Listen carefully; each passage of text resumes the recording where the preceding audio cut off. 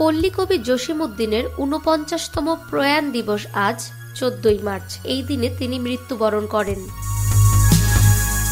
জসিমউদ্দিন আবহমান বাংলার সাংস্কৃতিক ঐতিহ্যে লালিত প্রথম আধুনিক কবি। তিনি ১৯০৩ সালের ১ জানুয়ারি ফরিদপুর জেলার তাম্বুলখানা গ্রামে তার নানার বাড়িতে জন্মগ্রহণ করেন। তিনি গ্রাম বাংলার সাধারণ মানুষের আঞ্চলিক ভাষার শব্দ তার কবিতায় আলোকপাত করে নগর সভায় উপস্থাপন করেছেন কৃতিত্বের সঙ্গে।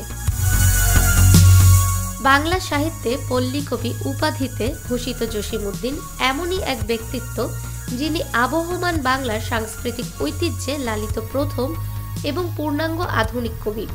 ঐতিহ্যবাহী বাংলা কবিতার মূল ধারাটিকে নগর সভায় নিয়ে আসার কৃতিত্ব জসিমউদ্দিনের। তার নকশিকাঁথার মাঠ ও সজন বাদিয়ার ঘাট বাংলা ভাষার গীতিময় কবিতার উৎকৃষ্টতম নিদর্শনগুলোর অন্যতম।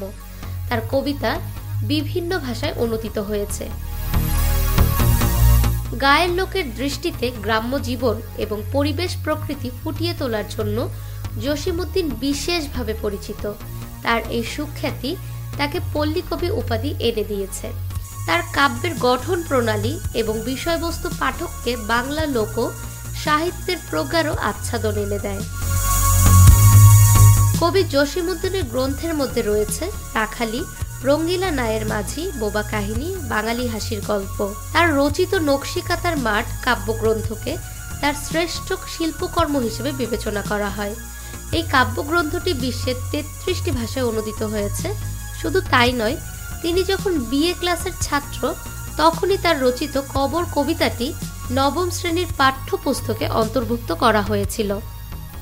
ফাহমিদা বিনতে আনোয়ার, নিরপেক্ষ, নিউজ ডেস্ক, ঢাকা।